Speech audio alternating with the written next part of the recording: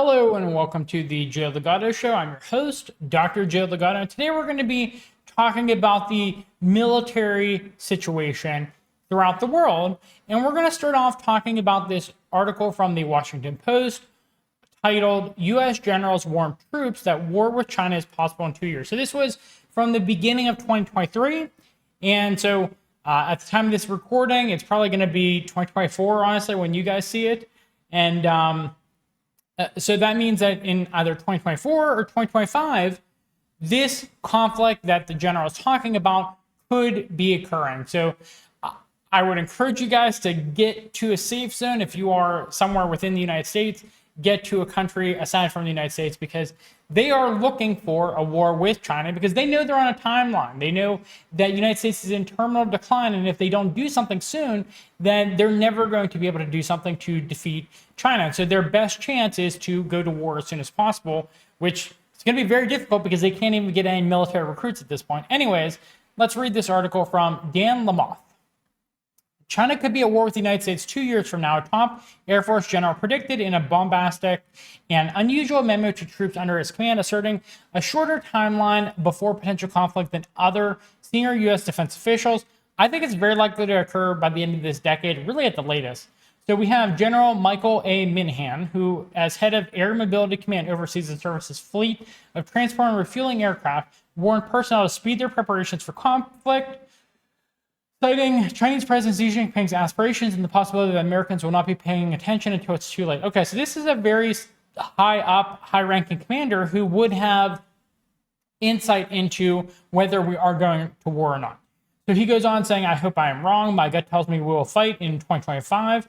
Xi secured his third term and set his war council in October 2022. Taiwan's presidential elections are in 2024. And will offer Xi a reason. The United States presidential elections are in 2024 and will offer Xi a distracted America. I mean, that is absolutely true, to be completely honest there. These team, reason, and opportunity are all aligned for 2025. Minahan then directs airmen who are qualified to use a weapon to fire a clip into a 7-meter target with the full understanding that unrepentant lethality matters most. He said this sometime in February. Okay. Aim for the head, he says. Minahan's memo encourages the thousands of troops under his command to prepare for war in several other regards. All personnel reporting to him should consider their personal affairs and be more aggressive about training, he instructs. So just telling them to have like a life insurance policy because they're likely to die in war against China is what he's saying there. He says, run deliberately, not recklessly. If you are comfortable in your approach to training, then you are not taking enough risk. Oh no, this is February 1st. This is terrifying. Okay. United States National Defense Strategy makes clear that China is the pacing challenge of the Defense Department. United States officials are working with allies and partners to preserve a peaceful, free, and open Indo-Pacific. That's a ridiculous propaganda statement. Okay, a United States defense official speaking on the condition of anonymity because of the sensitivity of the issue said that Minahan's comments are not representative of the department's view on China. I don't know about that.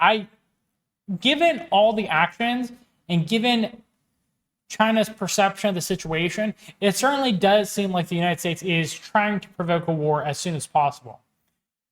Okay, so Minahan previously served in a variety of influential roles in the Pacific. Beginning in 2013, they include a stint as the Deputy Director of the Indo-Pacific Command. Okay, so he really knows, like he's been in this region as Deputy Commander with purview of China and Taiwan from September 2019 to 2021. Okay, so he really would know these things. Like if he's saying this, he's one of the people who's like top tier in terms of his understanding of the situation on the ground in that area. So if he's saying this, you can take it to the bank. This is what the United States is planning.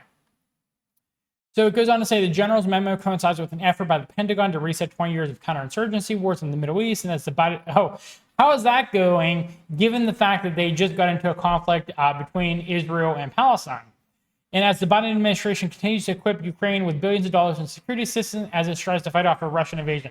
Yeah, and how is that going, considering the United States is out of ammunition and can't properly fund that war while also funding the Israeli genocide, and the Ukrainian situation is getting so bad that the generals and the elected officials are in conflict with each other, and so many other signs are pointing to a Ukrainian collapse in 2024 by the latest. Well, the end of 2024 by the latest. Anyways, United States is just not doing well, is what I'm trying to say here. All right, so it says senior officials have warned for some time that an ascendant China may launch an assault on Taiwan, which is governed independently. Honestly, I don't think they have to. They can wait to peacefully reunify once the United States completely collapses. It's in terminal decline, so I mean that's probably going to be by the end of the decade, really.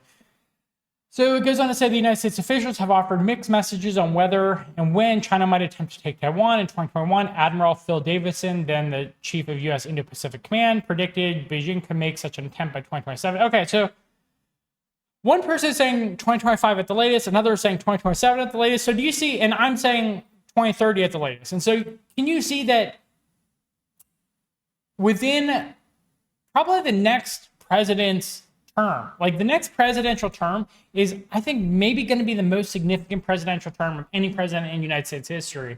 And so like this is going to be a serious situation within the 2024 to 2028 time span. So we will see what happens there. Okay, so there's the Navy's top officer, Admiral Mike Gilday, said in October that his service needs to prepare for a 2022 window or potentially 2023 window. I can't rule that out. I don't mean at all to be alarmist by saying that. It's just that we can't wish that away. I don't know what he was trying to say there. I think he's preparing for a war in the immediate future. In light of its concern about China, the Pentagon sought to expand military partnerships with willing partners throughout the Pacific. They're having a lot of difficulty with that. Like, what countries are crazy enough to want to be the battlefield for World War III? Like, why would you do that to yourself? This month, the United States and Japanese government disclosed that a Marine Corps unit on the Japanese island of Okinawa will be refashioned into a force capable of topping islands in the region and directing long-range missiles at adversaries. Okay, so they're making it very clear that they are directly trying to attack China here. Okay, Defense Secretary Lloyd Austin, speaking January 11th during a news conference alongside Japanese officials, said that the United States had observed some very provocative behavior from Chinese forces in an attempt to push international norms, but he also downplayed concerns that China may launch an assault on Taiwan anytime soon. So it's hilarious to have this paragraph after the prior paragraph where they're talking about like jumping islands to attack China. They're talking about China being the very provocative one here. It's mind-boggling that they expect you to be this dumb to believe these things. So it goes on to say, we've seen increased activity in aerial activity. So Lloyd Austin is not good at talking. His words are not good. And he goes on to say, we've seen increased surface vessel activity around Taiwan. And again, we believe that they endeavor to establish a new normal, but whether or not that means that an invasion is imminent, I seriously doubt that. Minahan, who entered the Air Force as a C-130 pilot, has previously captured attention for his strident, colorful language. In September, he said at a military complex outside Washington that the Air Force has caused the largest pile of our nation's enemies dead within the U.S. military. What? Okay. The Air Force had caused the largest pile of our nation's enemies dead. Okay, within the U.S. military. Technically, I guess true. I mean, they are. If you bomb people, they're dead. Lethality matters most, he added, according to Task and Purpose, a military publication. When you can kill your enemy, every part of your life is better. Your food is better. Your marriage is stronger. Wow, this guy is interesting. What? This is, I'm going to make this a thumbnail. Wait, where is that? When you kill your enemy, every part of your life is better. Your food tastes better. Your marriage is stronger. Okay, it's a strange thing to say. But this is one of the top leaders of the United States military. So, interesting stuff going on in the United States military. They're having recruiting problems. They're expecting a war by 2025, World War III by 2025 or 2027. They're talking about how their marriage is better by murdering their enemies. Just interesting people in the United States military and in the United States government. But that's what I'll leave you with today. If you found this video to be informative, please give us a thumbs up. It does help us in the algorithm. Please subscribe to our channel for more content on YouTube and Rumble. Tell a friend about our channel if you think someone might benefit from hearing our content, learning new perspectives, because American propaganda is very pervasive and we're trying to combat that. please let them know about our channel. We are trying to get the word out there now.